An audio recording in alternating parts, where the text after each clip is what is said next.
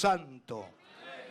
Dice, y al que sabe hacer lo bueno y no lo hace, le es pecado. Y al que sabe hacer lo bueno y no lo hace, le es pecado. Oremos al Señor. Padre, te damos muchas gracias. Esperamos, Señor, que en los próximos minutos, al ministrar tu palabra, al predicarla, tus hijos y tus hijas, Señor, puedan ser bendecidos. Ministranos, Señor, a nuestro corazón. Que ninguno de nosotros aquí, Señor, quede fuera de este mensaje, sino que cada uno de nosotros veamos nuestra condición y podamos asimilar a nuestra vida lo que tú vas a hablar. Gracias, porque en esta hora, Señor, seremos bendecidos y sin duda seremos guiados al propósito tuyo. Para la gloria de Dios lo pedimos. Amén y amén, Señor. Ese aplauso es de alabanza para el Señor. Aleluya. Bendito sea el nombre del Señor. Gloria a Dios. Reciba su asiento, por favor. Vamos entonces a hablar en esta mañana. Yo recuerdo haber utilizado un título muy similar o parecido, pero vamos a enfocar hoy y usar este título. ¿Cuánto te costará tu pecado? ¿Cuánto te costará tu pecado? Mirándolo de esta perspectiva estoy hablando. Vamos a enfocarnos en esta realidad. Y podríamos añadir una pregunta que podría resaltar, ya que estamos en la iglesia y estamos dentro de la iglesia. Podríamos añadir esta pregunta y ampliarla mucho más. ¿Cuánto le costará a la iglesia tu pecado? Sabemos y entendemos que el pecado nos separa de Dios. Que el pecado trae la transgresión contra Dios y al mismo tiempo trae consecuencias sobre nuestra propia vida, sobre aquellos que nos rodean, los cuales amamos, y también sobre nuestra iglesia. Cuando miramos la Escritura y comenzamos a buscar en la palabra del Señor ejemplos, los cuales están escritos para que nosotros aprendamos de ellos y como dice Pablo, no cometamos los mismos errores que ellos cometieron. Entonces nuestra preocupación y nuestra dedicación al leer la palabra debe ser para aprender y poder evitar cometer errores. Pero lamentablemente muchos de nosotros como creyentes y cristianos somos un poco olvidadizos. Por eso utilicé este versículo. Y aquel que sabe hacer lo bueno y no lo hace, le es pecado. Cuando leemos la palabra de Dios somos instruidos a hacer el bien. Y nos ponen ejemplos de los que hicieron mal y lamentablemente arrastraron consecuencias en su vida. Pero cuando leemos de ellos, nosotros decimos, bueno, a ellos les pasó, a mí no me va a pasar. Pero nos sucede, nos ocurre. Porque no somos cautelosos, no somos cuidadosos y lamentablemente fallamos y al fallar cometemos ese pecado tan grave en nuestra vida. No importa cuál sea, lamentablemente se comete.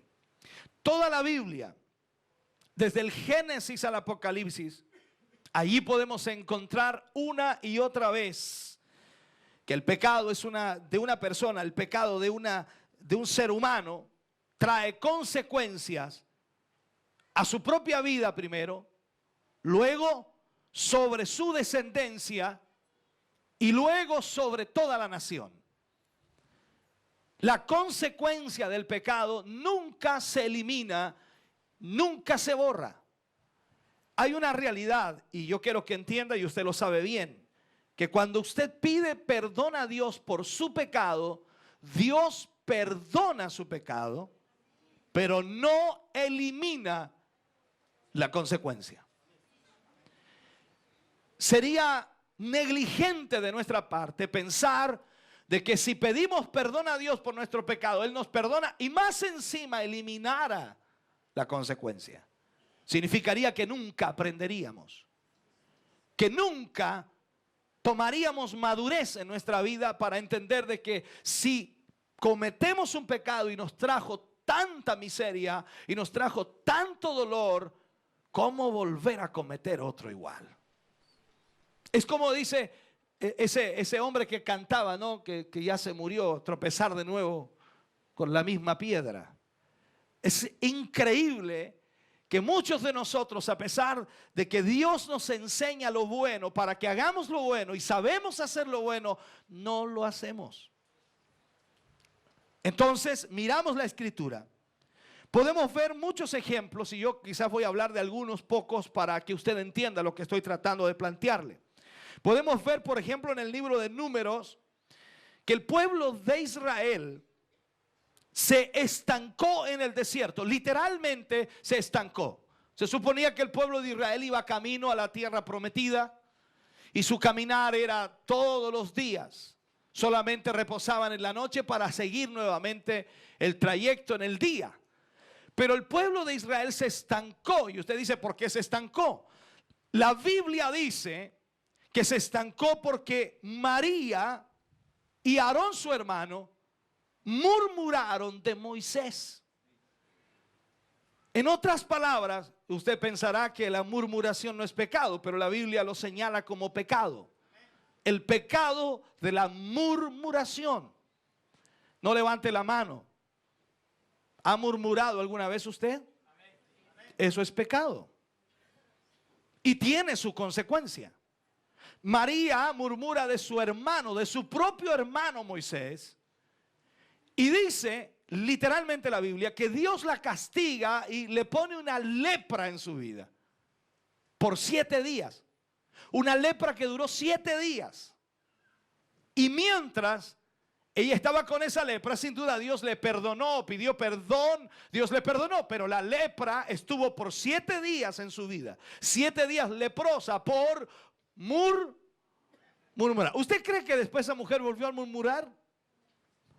Con la lepra dijo, no, ya sé lo que pasa cuando uno murmura. Pero hay gente que no aprende la lección. Entonces María, al haber pecado, recibe la lepra y por 7 días, en vez del pueblo avanzar esos 7 días, no pudo avanzar porque María estaba con lepra y tenían que esperar que se recuperara. El pueblo se detuvo. O sea, el pecado de una persona detuvo a todo un pueblo. Pareciera quizás no entender la situación, pero su pecado también traerá consecuencias, no tan solo a su vida, a los que le rodean y también a la iglesia. Entonces debemos ser cuidadosos, debemos ser cautelosos. Vemos en Josué, cuando Dios ya les entrega la tierra prometida, y entran a la tierra prometida y lo primero que hacen es derribar, no ellos sino Dios, derribar los muros de Jericó. Pero Dios le pide algo a Josué para que lo traspase al pueblo, para que se lo diga al pueblo. Y le dice a Josué que cuando entren a la ciudad de Jericó, no tomen absolutamente nada del anatema. Dios no quería que el pueblo de Israel tomara algo de allí. Dios quería que destruyeran absolutamente todo.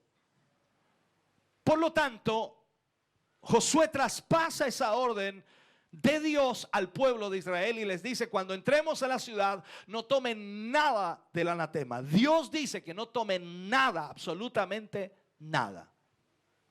Todos entendieron, menos uno.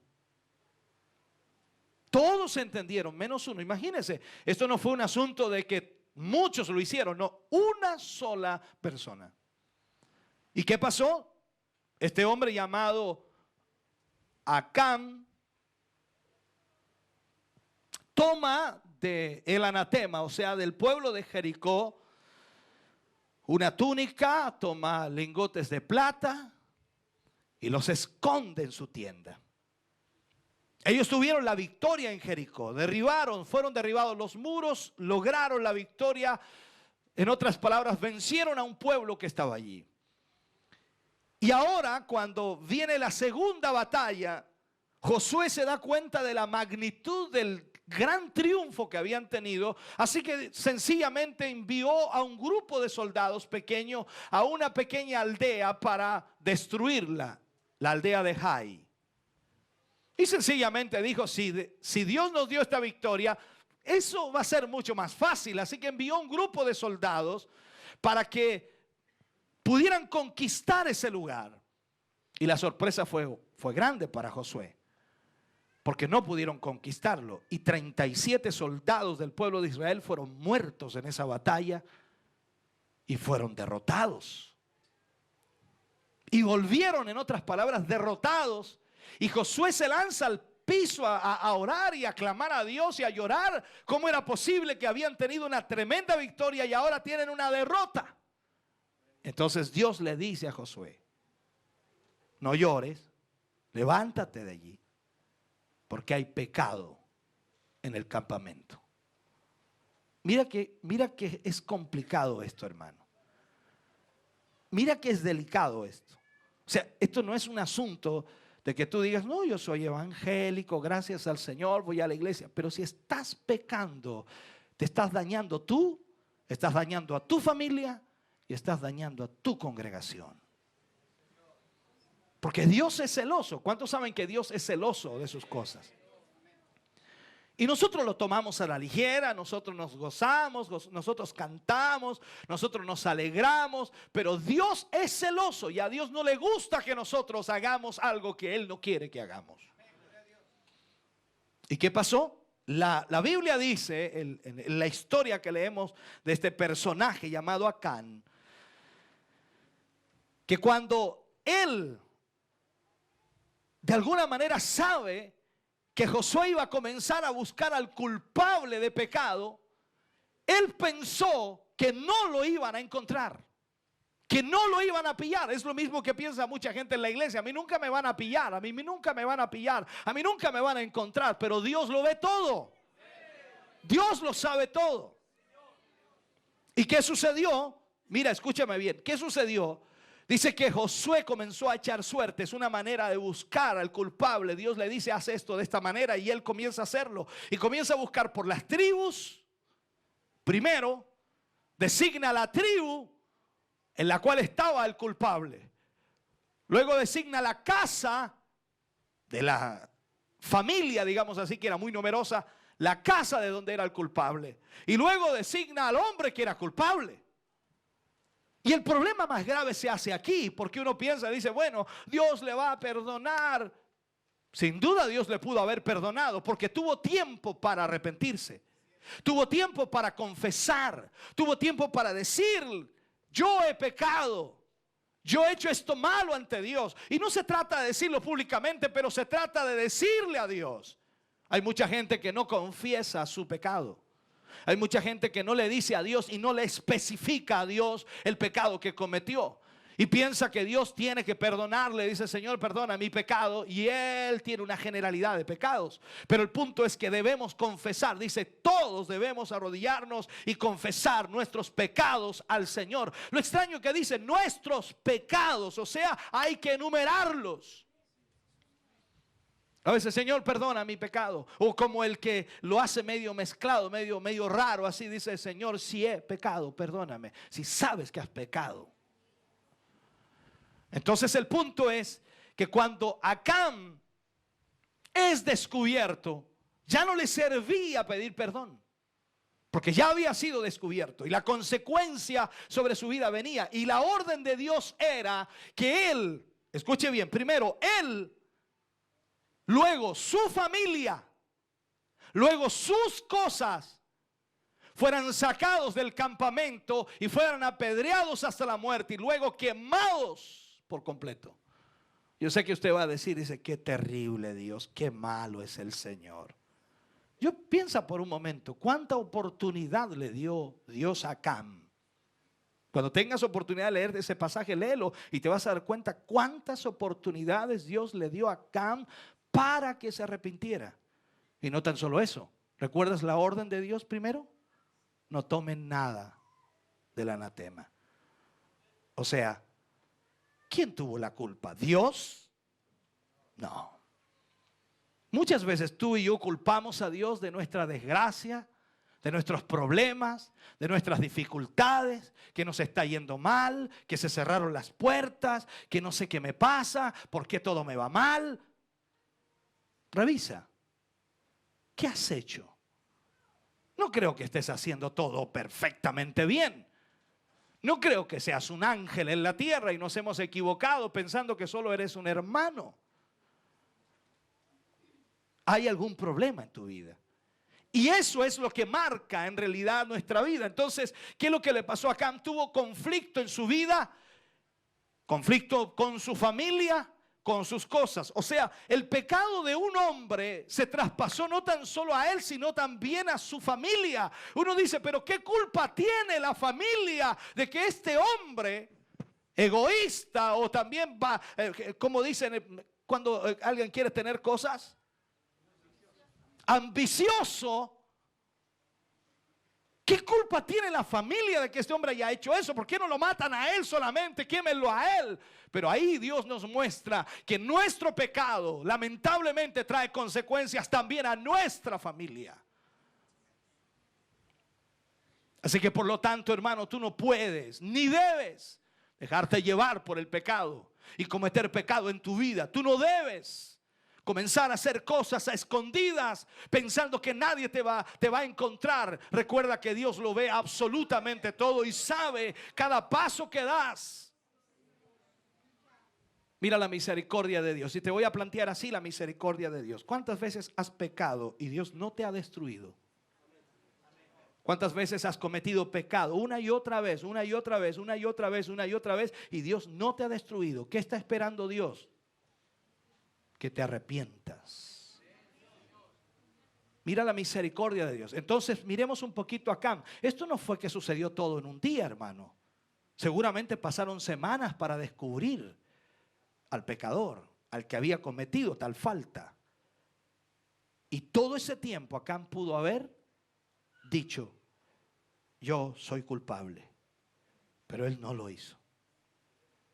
Tú también has tenido oportunidad, yo también, de decirle, Señor, perdóname, yo he pecado, pero no lo has hecho. Y has pensado que no necesitas hacerlo porque Dios ya sabe. No, si Dios ya sabe, así que Él me va a perdonar. Él es tan misericordioso, Él es tan bondadoso, Él es amor, dice el hermano. No, pero escúchame bien, Dios también es justicia. Dios es justo. Por lo tanto, por cómo trates de ocultarlo, por cómo trates de engañar de alguna manera, no vas a poder engañar a Dios, no vas a poder ocultarlo ante Dios. Y así terminó Acán, muerto, apedreado junto a su familia, a sus hijos, su esposa, todas sus cosas quemadas junto a él, prácticamente exterminado. ¿Para qué? Para que todo el resto del pueblo aprendiera la lección, ya que este hombre no quiso aprender la lección de que Dios es celoso y que es un Dios santo que odia el pecado.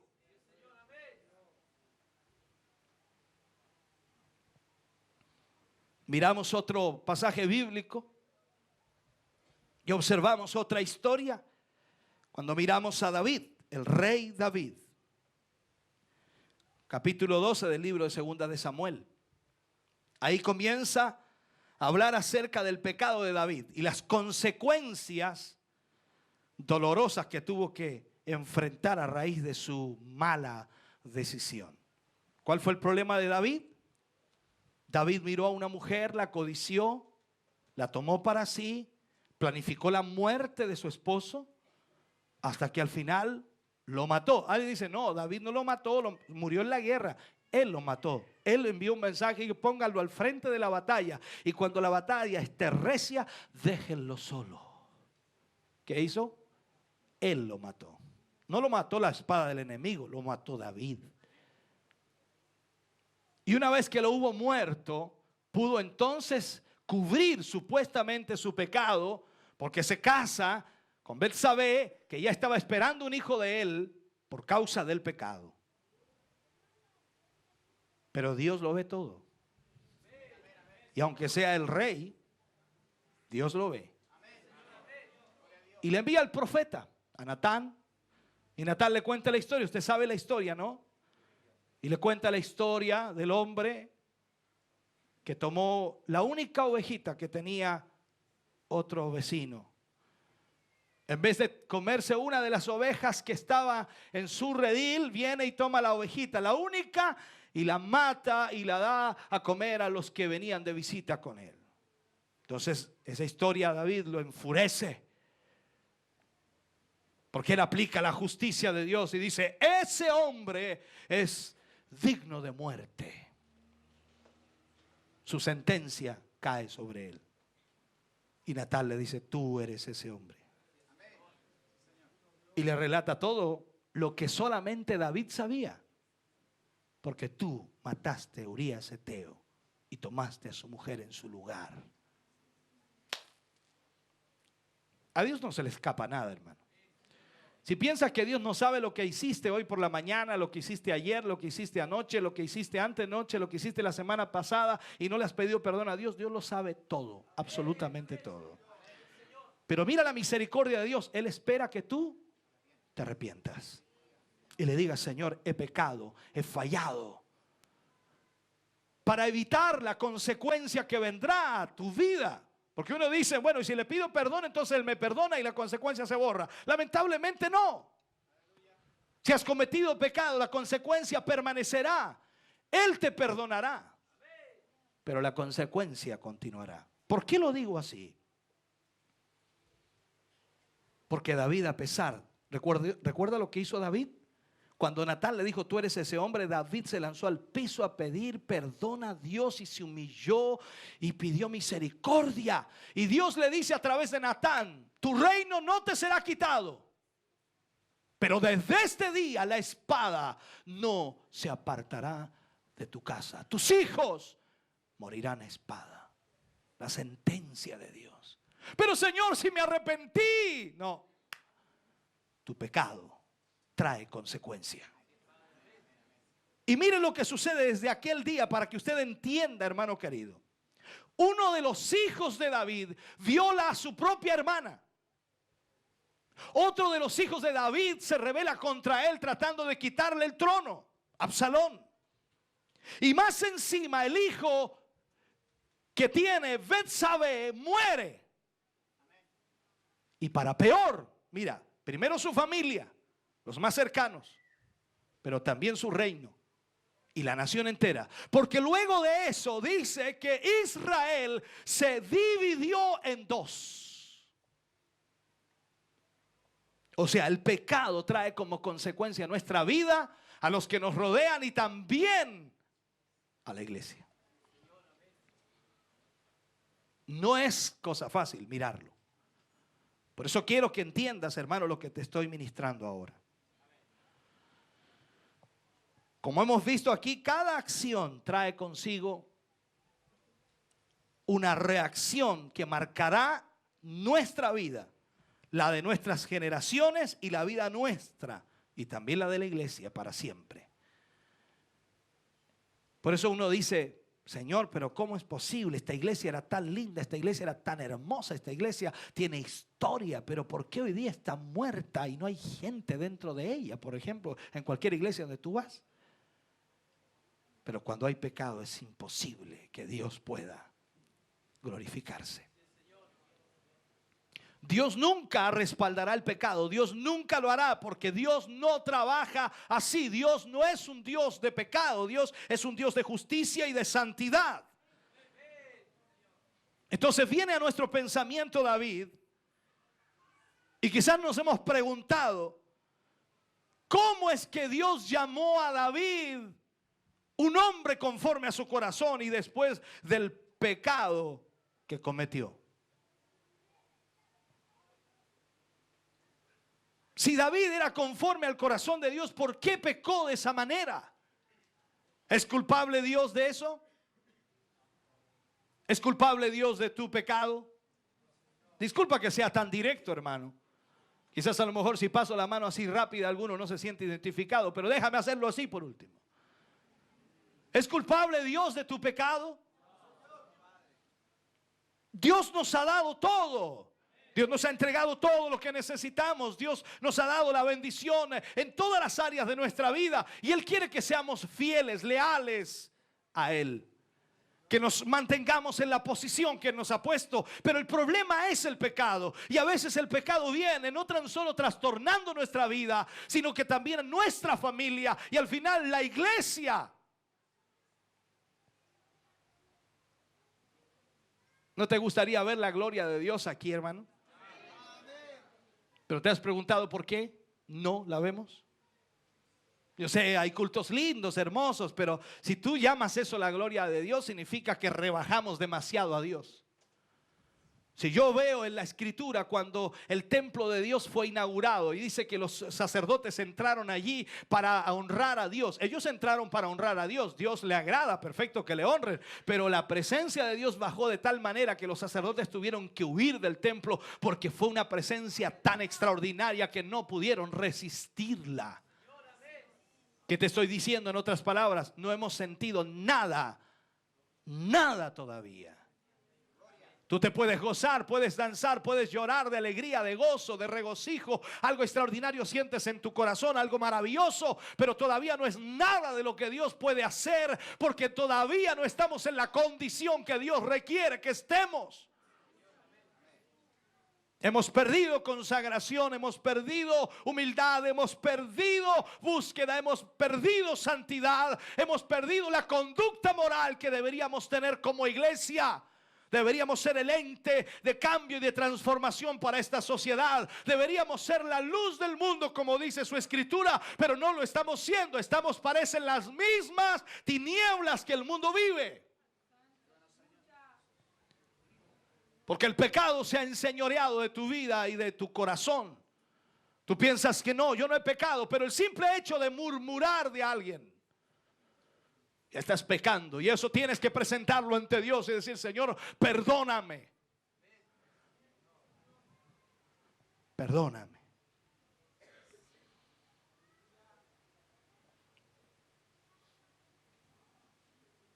David era conforme al corazón de Dios. Dios, en su infinita misericordia, en su gran amor para con nosotros, siempre nos va a perdonar nuestro pecado. Siempre. Por más grave que ese sea. Siempre y cuando se lo confesemos. Pero, como dice el libro de Hebreos, acerquémonos pues confiadamente al trono de la gracia para alcanzar misericordia y hallar gracia para el oportuno socorro. Y como dice Juan, si alguno hubiere pecado, abogado tenemos para con el Padre, a Jesucristo el justo. Pero que el Señor nos perdone nuestros pecados no nos libra jamás de pagar las consecuencias del mismo. Mientras más te tardes en pedirle perdón por tu pecado, más consecuencias arrastras. Por eso dice la escritura que no debemos dejar el pecado para arrepentirnos en forma tardía, porque esa es una realidad. Ese es el punto. Cuando alguien te falla, cuando alguien hace algo en contra tuya y te confiesa inmediatamente lo que hizo, tú vuelves a confiar en él. Pero cuando pasa días, semanas, meses y tú lo descubres y ahí él te pide perdón, tú no vuelves a confiar en él. La consecuencia es mayor por el tiempo que transcurrió. Eso es lo mismo cuando alguien te pide dinero prestado y te dice que te lo va a devolver en 2 días y pasan 3 y 4 y 5 y 6 y 7, 8 y 9, 10 y puede que al mes te lo devolvió. Qué bueno, te lo devolvió. Dijo que te lo iba a devolver, sí, pero dijo en 2 días, pasó un mes. Entonces tú ni loco prestarle el otro mes, ¿no? La consecuencia de tu pecado. Dice, pero ¿cómo no devolver el dinero es pecado? Si te comprometiste, sí. Porque tú no puedes hacer una promesa y después no cumplirla. Ese es el hábito de muchos evangélicos. Hacen promesas y promesas y promesas y promesas y no importa si no la cumple. Bueno, no pude, hermano. Disculpe. Esto no es así. tu reputación debes cuidarla, tu testimonio debes cuidarlo, porque tú eres un hijo de Dios, no eres cualquier cosa. Eres un hijo del Señor y debes cuidar tu testimonio. Entonces Dios nos perdonará, pero no nos librará jamás de pagar las consecuencias del pecado. Tal y como le pasó a María, que quedó leprosa, el pueblo de Israel a raíz del pecado de Acán perdió la batalla, y David, entre otros tantos de la Biblia, también fue sentenciado por su pecado. Perdió a su hijo, perdió a su familia, perdió el reino, porque se dividió. Las consecuencias son nefastas, ¿no? Ahora, ¿cuántas veces nos ha hablado Dios? ¿Cuántas veces Dios nos ha ministrado a nuestra vida y a nuestro corazón acerca del pecado? ¿Le ha ministrado Dios acerca de eso? ¿Le ha dicho que debe arrepentirse? ¿Sabe? Hay una realidad en esta mañana, y yo no quiero dejar de lado esto. Hay una realidad. Yo le estoy predicando aquí a pecadores. Puede que usted se haya arrepentido de algún pecado, pero somos pecadores. Por lo tanto, no me mire así con una cara de como que pareciera que estoy desubicado. No me mire como que pareciera que el pastor vino, hoy día se levantó mal el pastor, algo le pasó al pastor, porque mire lo que está diciendo. Si eso tiene que predicárselo a los pecadores allá afuera. Somos pecadores.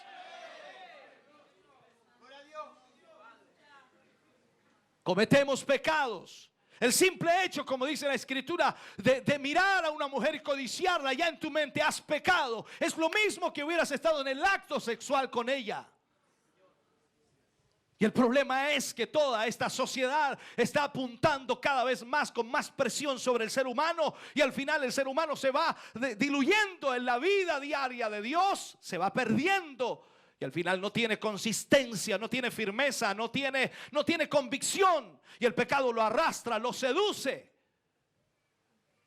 Yo no tengo duda de que aquí en esta mañana hay mucha gente que viene por una inercia, que no tiene ni la más mínima o el más mínimo deseo de buscar a Dios. Es una inercia, es un asunto simplemente de costumbre, de religiosidad. Y sus vidas después de esto es como que cuando termina el culto por fin somos libres. Ay, déjenme sacarme esta cuestión que tuve que ponerme para ir a la iglesia. Hay mucha gente que está en esa condición, que no entiende que Dios está pidiendo de nosotros santidad. Y no es un asunto de que nos mostremos aquí hermosos o nos mostremos aquí como que somos tremendos en el Señor, cuando en realidad Dios nos conoce, Dios sabe quiénes somos. Y tenemos que entender que nuestro pecado no tan solo trae consecuencia para nosotros, sino también para nuestros hijos, nuestra familia, y traerá consecuencia para la iglesia.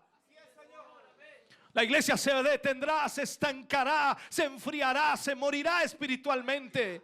Tú y yo conocemos iglesias que han muerto espiritualmente, que ya no tienen vida espiritual. Pueden cantar, pueden tocar, pueden hacer muchas cosas mecánicamente, pero no tienen vida espiritual. Los aleluyas son fingidos, los gloria a Dios son fingidos. La gente trata de llorar, pero no les salen lágrimas. La gente trata de balbucear, pero no puede, no hay algo de vida allí.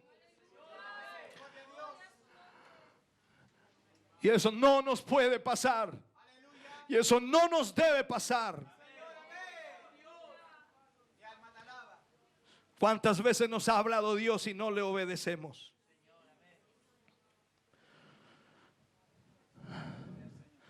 El pecado es pecado, y no importa si para nosotros es insignificante. El simple hecho de decir si tú mientes es pecado. ¿Has mentido alguna vez?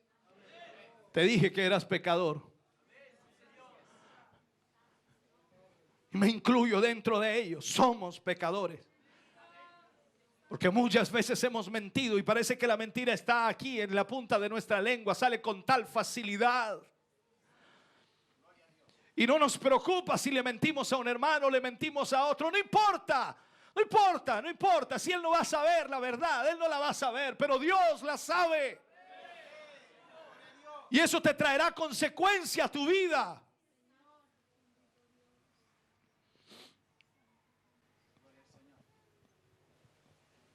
Muchas veces hacemos omisión a un mandato de Dios.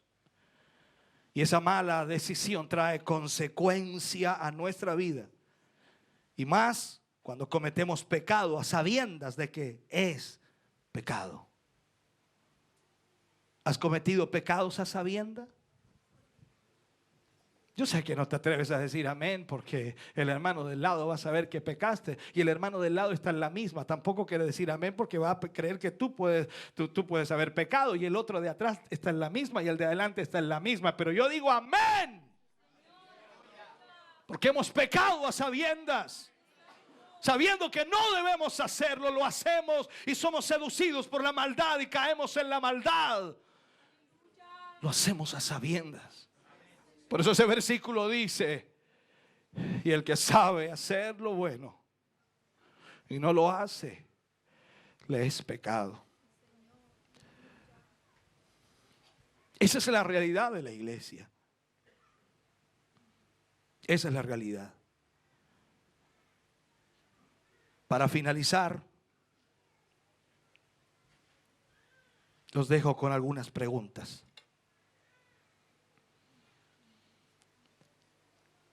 ¿Cuánto te costará tu pecado? ¿Has medido el precio que tendrás que pagar?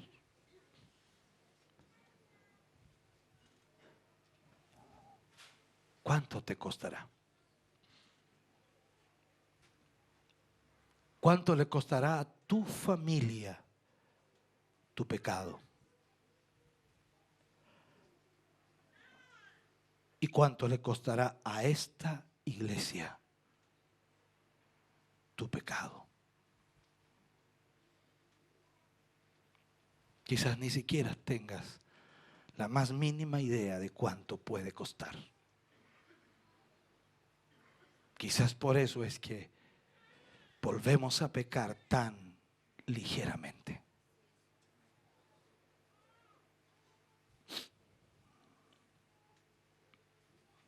Tratemos de ser fieles a Dios.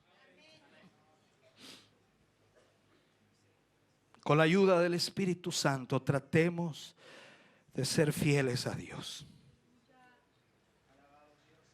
Tenemos que pedirle a Dios que nos ayude a tomar las decisiones correctas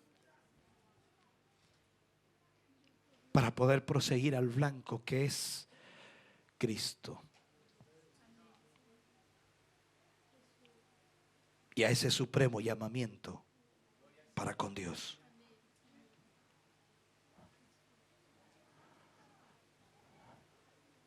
Más que una reflexión, hoy requiere una decisión.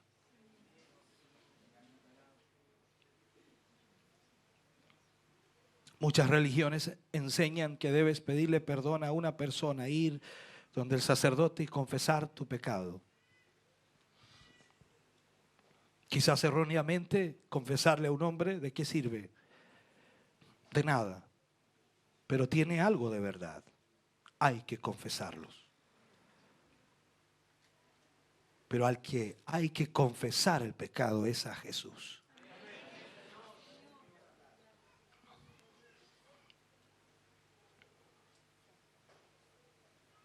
El pecado no es algo espiritual. El pecado es algo físico. Jesús murió físicamente en la cruz y derramó su sangre físicamente para que tus pecados y mis pecados fueran perdonados. Si los pecados fueran espirituales, Jesús no hubiera muerto en la cruz. Él hubiera hecho de otra manera la transformación y el cambio y la regeneración. Pero como es físico, el pecado permanece. Ojalá pueda mostrarte esto al terminar. Cuando tú cometes un pecado, ese pecado permanece allí, ante la presencia de Dios. Mientras tú no pidas perdón por él, ese pecado permanece allí. Tú cometes otro, permanece allí. Cometes otro, permanece allí. Y pueden pasar los años y tú sigues cometiendo pecados y permanecen allí, delante de la presencia de Dios. Son físicos. Cuando tú pides perdón, debes especificar por qué estás pidiendo perdón. ¿Qué es lo que quieres que Dios te perdone? Señor, perdóname, vas a decir, porque le mentí a mi hermano José. Señor, perdóname, porque le mentí a mi hermano Joaquín. Señor, perdóname, porque le mentí a mi hermana Sonia. Especificarlo. Tú dices, Dios lo sabe todo. Sí, lo sabe todo. Pero como el pecado es físico, es como mover esto. Señor, yo quiero que esto no esté nunca más delante de ti. Sácalo, elimínalo.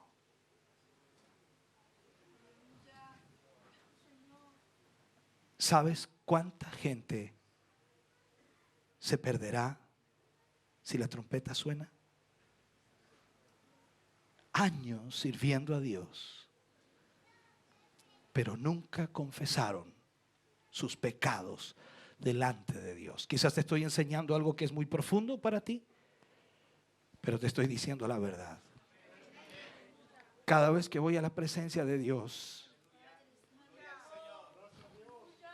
le tengo que enumerar lo que necesito que me perdone.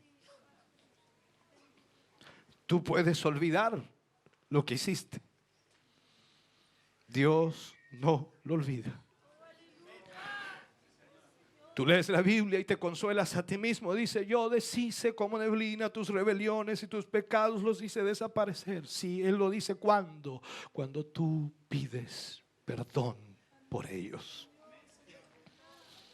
Él los eliminará, los quitará, los barrerá de tu vida cuando tú le hayas pedido perdón específicamente. Te digo más. ¿Te has dado cuenta que tu vida no crece espiritualmente? ¿Te has dado cuenta que no puedes arribar espiritualmente? Y buscas culpables, ¿no es verdad? Culpas al coro, a la iglesia, a los hermanos, a las hermanas, al pastor, a los líderes. Culpas a todo el mundo. Pero tu vida espiritual no crece porque hay pecados que no han sido confesados. Y Dios no puede tocar tu vida ante esa realidad. Dios no puede levantarte y bendecirte. Y muchas veces Dios toca la vida de muchas personas en su misericordia, no para que se gocen, no para que sean fortalecidos, sino para que se arrepientan. Cuando Jonás entró a Nínive con el mensaje más devastador que existía, el mensaje más duro para esa ciudad, una ciudad inconversa, una ciudad sin conocer a Dios, Dios tocó esa ciudad. No para bendecirla económicamente, no para bendecirla espiritualmente, sino para que se arrepintiera. ¿Cuántas veces Dios te ha tocado solo para que te arrepientas? Y tú has creído que todo está bien. Dios me tocó. Dios me ama. Dios está feliz y está contento conmigo porque me tocó.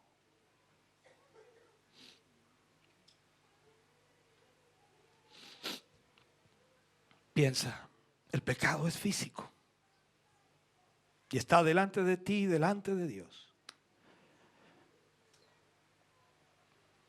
Y el problema más grave es que mientras más tiempo pasa y tú no le pides perdón, la consecuencia será mayor.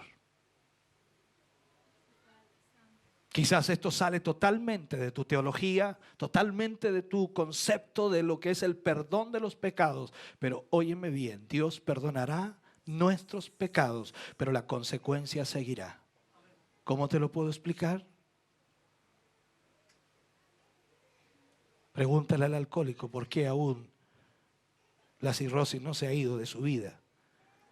Si hace 10 años que aceptó al Señor, pero bebió por 50 años. Dios perdonó su pecado de borrachera,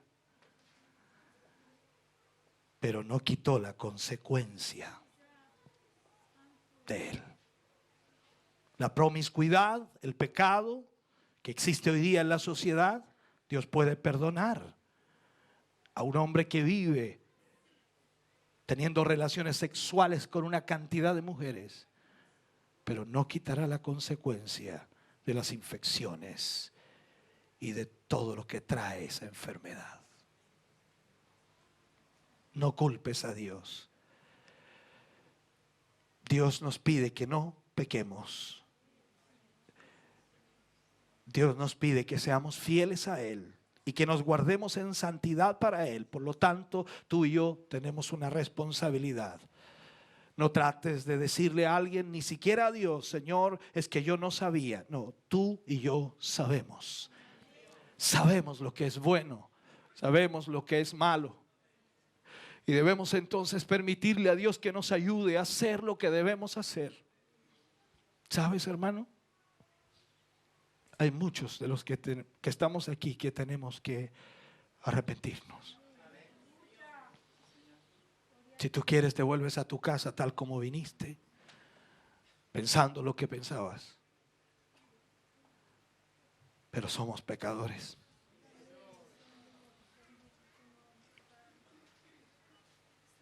Y hemos pecado.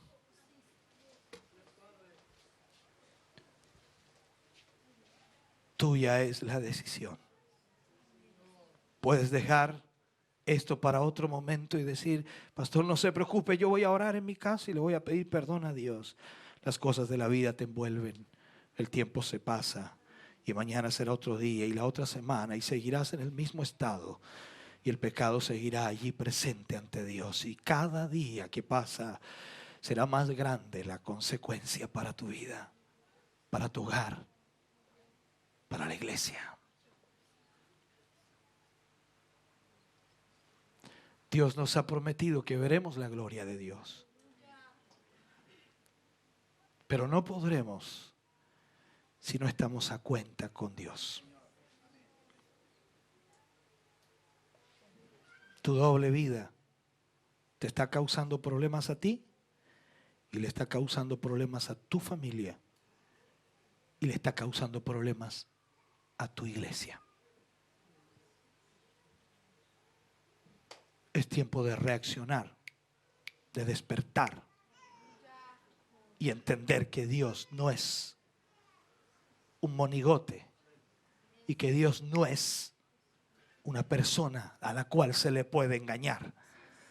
Es tiempo de despertar. Dios tuvo que castigar a Ananías y Zafira por su mentira y lo hizo inmediatamente y murieron ante la presencia de Dios. Tú dices, eso no va a pasar, fue en otro tiempo.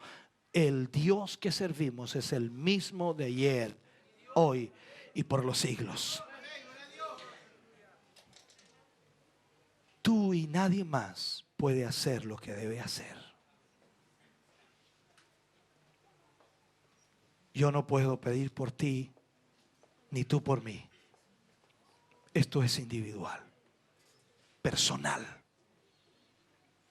Y como te dije, puedes volver a tu casa tal como has venido, pensando de la misma manera, bajo las mismas decisiones que has tenido siempre en tu vida, pensando que estás haciéndolo correctamente, pero sin embargo Dios sabe tus andanzas, las direcciones que tomas, los pensamientos que tienes, todo lo que haces a escondidas, ocultando quizás de la familia, ocultado quizás de la iglesia, pero ante Dios no te puedes ocultar.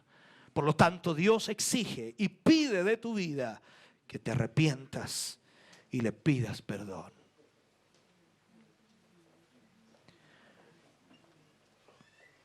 Padre, estamos ante tu presencia. Estamos ante ti hoy, Señor.